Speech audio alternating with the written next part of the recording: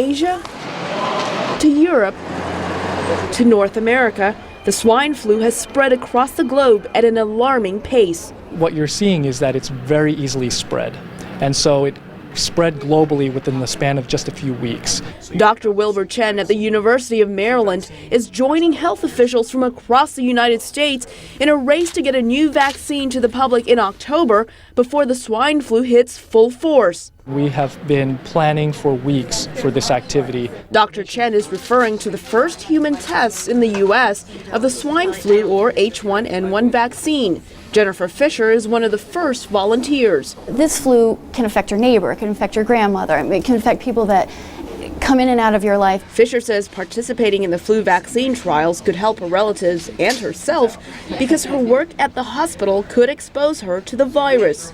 It's a very good possibility that I could end up with the flu. And I think a vaccine it just makes sense. Fisher joins volunteers from 8 locations across the U.S. to participate in these trials sponsored by the National Institute of Allergy and Infectious Diseases. 1, 2, 3. Volunteers will get 2 shots spaced 3 weeks apart. There you go. Doctors are testing for safety, side effects, and effectiveness of the vaccine.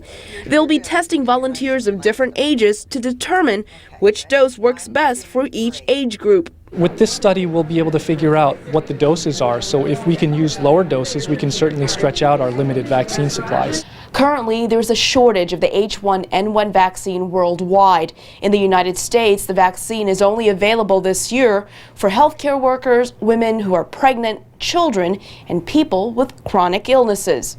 In addition to a vaccine shortage, doctors are also worried the virus will mutate into a more lethal form by the time the vaccine is available for the public.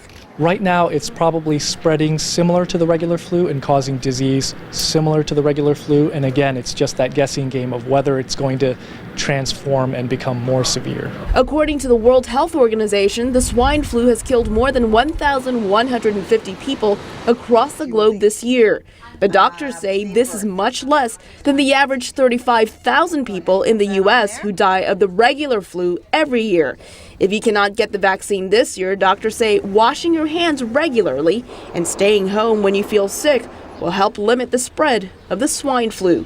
Elizabeth Lee, VOA News.